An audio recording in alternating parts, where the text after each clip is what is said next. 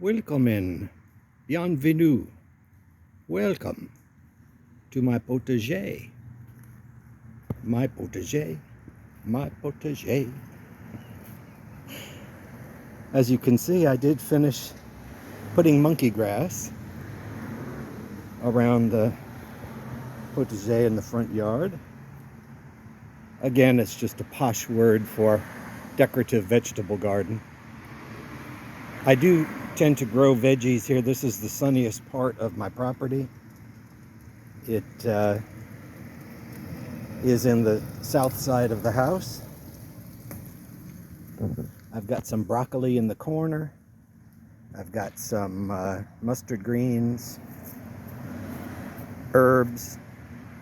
I did plant this butterfly bush, and it's doing well. It's a dwarf butterfly bush, so it's only going to get about 4 feet tall and wide. And I went ahead and planted some bulbs here inside the pots here with the lantana. It's an orange lantana. I put in some paper whites. The lantana always was in that spot, it just wasn't in a pot. And I was able to divide it up. The butterflies do love that one. It's an orange color. And probably next year I'll take some of the wandering dude out because it kind of overwhelmed the garden, but at least it's providing winter color right now. And potentially it does qualify as a useful plant because you can put the sap of that on cuts. I don't know as if I would recommend it, but if you look it up on internet, Google it, it'll say that you can use the sap for treating wounds. Do have a little parsley on this end. The monkey grass does give it definition.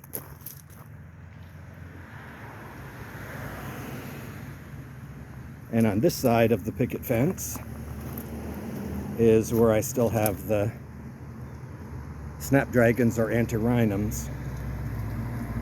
They're not blooming again, but I've cut them back and they're thickening up.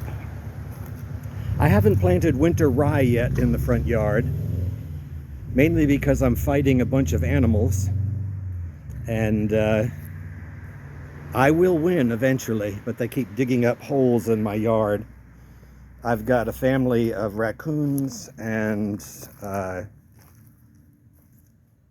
possums. Well, one possum, not a family of possums. But you can see here I still have banana trees. Even though we had the really cold night. This pocket is very protected.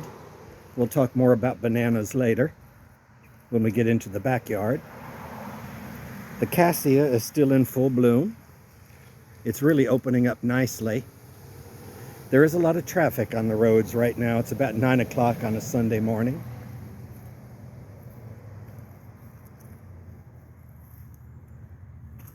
I don't know if I said this is Sunday, December 11th.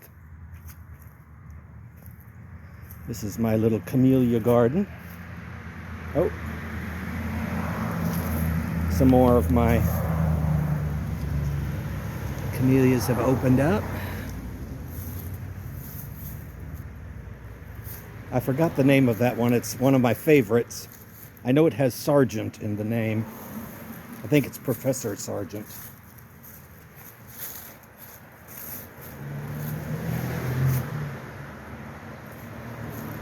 My azaleas are still blooming. And it looks like these all of the camellia buds are really starting to open up nicely here in the front yard. This little clump of ferns volunteered itself. I was sick 3 years back and didn't get to do any gardening for a long time. And that just kind of grew there by itself. I don't have ferns in the front yard anywhere. I do have them in the backyard. And they did so well in that corner that I moved them basically into the four corners of this little camellia bed, figuring I'd try and see if they'd grow there, and they seem to have caught. You can see there's a lot of leaf litter here. I put 8 big garbage bags full of maple leaves from my neighbor here. It's probably about 6 to 8 inches deep, and that provides the leaf mold for the plants. I do fertilize all of my azaleas, so I do use an artificial fertilizer. I'm not quite organic. And I appreciate those people that are organic gardeners, that's fine, but at my age, I need as many chemicals to stay alive as I can get. So a few chemicals in my foods, although there's no foods here, I don't really care about. I am going to plant some pansies in this area here. This area is the sunniest back here. It does get full sun in the fall, so pansies will grow. And fortunately, they face the front of this garden, so they'll basically face this direction when I plant them. So this garden is progressing nicely. A lot of traffic this time of the day.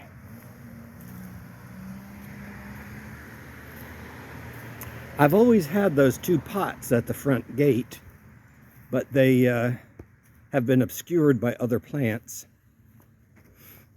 They actually don't match. One of them is a fairly fancy pot with, you used to be able to buy these years ago with the little raised decorations on the outside, but a bad frost came one year and broke one, so I went ahead and bought this plain one. So since it's covered by monkey grass, you really don't see the front of it, so it disguises it. Make the best of what you've got. If you're dealt lemons, make lemonade.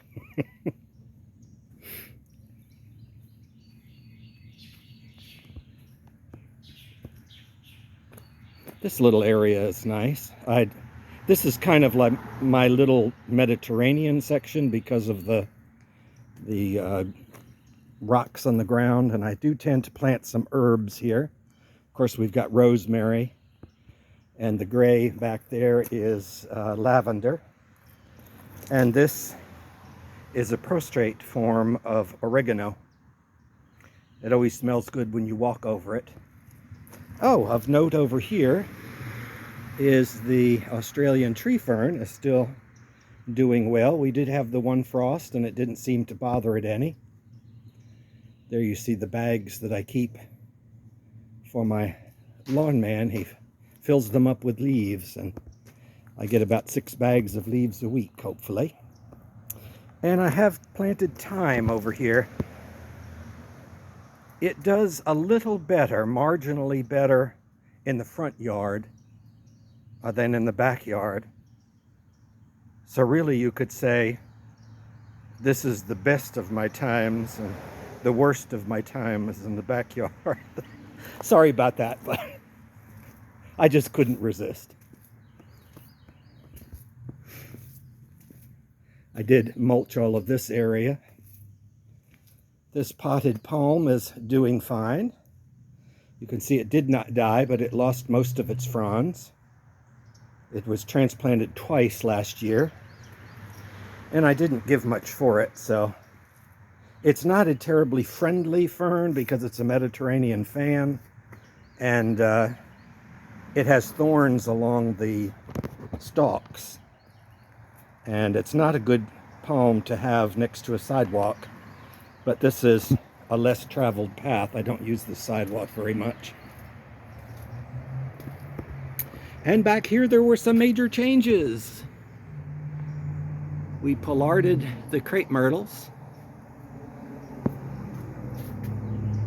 There you can see the crepe myrtles have been pollarded. And you might also notice that the banana trees are gone. We coppiced the banana trees. It's just a fancy term. Pollarding means cutting at the top of a tree, and coppicing is cutting to the ground. You could do either to the crepe myrtles and it wouldn't really harm them. I do like to take advantage of the big trash pickup in my town because it comes every other Friday, and chances are this was going to be the last one for December. because the next one's going to run awfully close to Christmas. So I hate to let one of those big trash days come and go without me putting out a pile.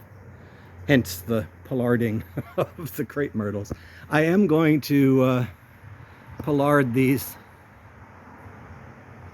kefir pears this year. They will get very, very tall.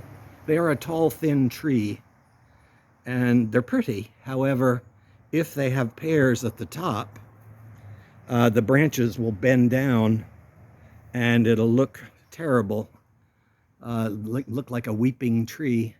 It's kind of a blessing and a curse. If you have a year with a good pear production, the tree suffers.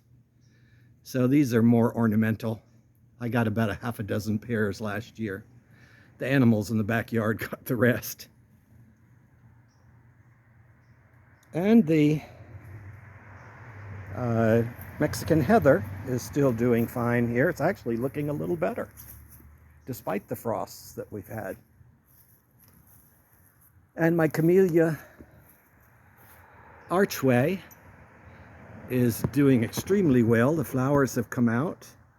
There are some brown ones in the mix, but that's part of the beauty of growing camellias, and you'll also see them scattered on the ground as they fall. I told you before I was fighting animals. That's one of the reasons I've not planted winter rye yet, is the animals were coming in my backyard, and I guess probably because of the fruit is maybe attracting them.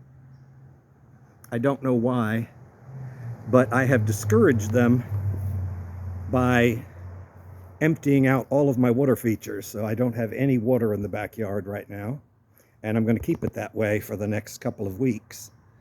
And it's a nuisance for Mimi, because when she comes out, she likes to drink the water out here.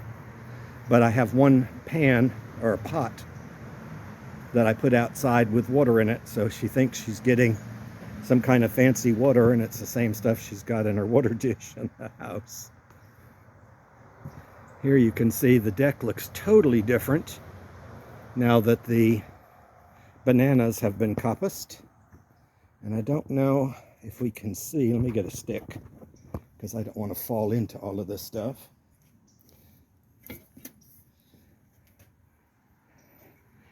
Here's a trowel I made. It was actually a child's toy shovel, and I bent it to be trowel-like so I wouldn't have to bend down. There you can see the one large banana. And even though it's been cut down to the ground, it's got a central growth, so it's going to be sending up new growth through the stalk. But they were a pain to cut down. They were cut in about 2-foot sections, and each 2-foot section was very hard to pick up. So it took multiple trips to the front yard to get rid of those trees, the bananas. But it has opened up the backyard. It's also let me now see I have some dead leaves on my palm that need to be addressed. Not a whole bunch, but a few. At some point, as I get older, I'm just going to let those dead leaves stay when the tree gets bigger. It doesn't look that bad there, but right now it does. It's like a sore thumb because there are no other dead leaves in the backyard. Oh, I didn't finish the thought. The other thing I'm going to do to keep animals out of here, I hate to do it, but before I plant winter rye, I've got to discourage digging animals. And the one thing that does work, all of you organic gardeners, go ahead and cover your ears now, is I use an insect spray manufactured for lawns. And the thought is, if you kill the grubs, worms, and anything else under the grass, the animals won't dig anymore because there's nothing there to dig. And also, they hate the taste of the stuff if you really soak the yard good. I don't spray my beds. I don't mind if they dig in the flower beds. I just don't want them digging in the lawns. Because if you plant winter rye, you get a patch like this from last night, you're going to wind up with spots all over. And none of these animals were here all summer long. They're just back for the winter. They can't get under my house this year because earlier this year, I think right before I started filming, I had a foundation company come and close in under my house where they used to winter over. And they can't do that anymore. So they have to break the habit of coming into this yard. So I figure if I get rid of the water, I'll try that first. The spray is the last resort. I really hate to kill worms and other beneficial insects in my grass, although this looks like a patch of weeds. But it is a last resort, and I'll do it in order to plant the winter rye. This little area is looking fine. I put some leaves. Well, I put leaves all over, but I started in the backyard in this corner. Put a couple of bags of leaves in there. It's harder now that this has grown up for me to get the leaves in there. The aspidistras are so thick that it's hard to get leaves up in there. But I will put as many leaves on top of this as I can. I'm surprised I still have leaves on my blueberries. But I guess since they're underneath the loquats, they were protected from the frost. I still have my Fatsia japonicas blooming. They bloom for an extended period. And these gingers, being underneath the big palm, were not touched by the last frost that we had. If they do get touched, they'll be cut to the ground. Here's the angel's trumpet. You can see the frost nipped some of the leaves back, and it has basically made it bushier. All of the buds have broken out on the branches. This is the perfect time. They will die back to the ground before spring. If I wanted more of these, which I don't, because this is the plain white one, now is the time to cut the tips of these, because they're, like I say, when frost hits them, they're going to die to the ground anyway. But you can cut, I cut usually about a foot or two branches and stick them in water for a few weeks until I see roots, and then pot them up. And I don't think I've ever lost one. So they're extremely easy to root.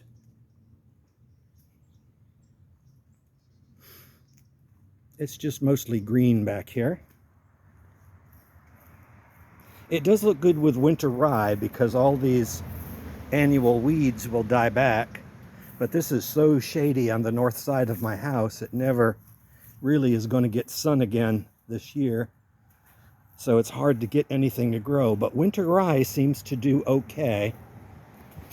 Here you can see the ligularia has come and gone. I'm going to let the stalks stay for a while because I do notice birds are visiting the flower. So there's probably some goodness left to be retrieved from them. And let's see. I think I went up on the deck before, but you can see here the cyclamen. Of course, I put them there in November, and they look pretty much the same as they have. That is one of the few plants. This is absolutely full shade on the north side of my house, and no sun will be seen by this all winter long. There you can see a seed pod. What they do, which what I have to do every now and then just to pretty them up because I see them from inside and outside, is after they bloom, they form seeds, and then the stalks arch down towards the ground, I guess, so they plant themselves. They're also very easy to arrange in the leaves, but it's going to look like this pretty much through the winter, and it's hard to not appreciate that in a plant that grows outside. I discovered that about 2 or 3 years ago, so I always put cyclamen there. Here you can see this is the yellow or peach-colored Thunbergia, and the top got hit by frost, but you can see what I was talking about with all the branches coming out. That's a little too thick. I don't know as if I would cut that thick stalk to root. Usually I take thinner ones, like pencil thickness, but there's not a lot to take cuttings there. But you certainly could try it. You got nothing to lose. fact, you could probably take it. This was actually a cutting I took that looked like it died. It had set roots, and when I potted it, it did absolutely nothing. So I just figured, well, stick it in the ground here in the aspidistra. And it took about a half a year till it seemed to catch, even though it didn't do much. But this year was the first year it really shot up. And of course, it has to get into the sunlight to bloom. Something to be aware of is slugs absolutely love these angel's trumpets. So as long as they're within distance of slugs, they're going to be eaten daily. But in my case, when they rise above the aspidistras, they're protected and slugs don't get up that far. And they don't seem to have any other problems with things bothering them. You can see here's where the animals were. They decided one night they wanted to dig up my caladium bulbs, so I've just left them there. I'm going to let them dry. I really want to pot some bulbs in that pot, but I don't dare as long as I'm fighting the animals, because whatever I plant, they're going to dig up. Here you can see I've emptied my fountain, my sugar pot. I probably ought to get out my wheel and my, what do you call it, the steel brush, and brush it down and put a good coat of spray paint there. But part of me wants to do that, but the engineer in me, or ex-engineer in me, also knows that rust protects the metal. So as long as that rust is there, it's protecting the metal underneath. If you scrape it off, it's going to rust some more and more metal will be lost. So there's a fine line to be had there. And I guess that's about all I wanted to say for today. I'll leave you with a picture of this unknown camellia. Have a good day.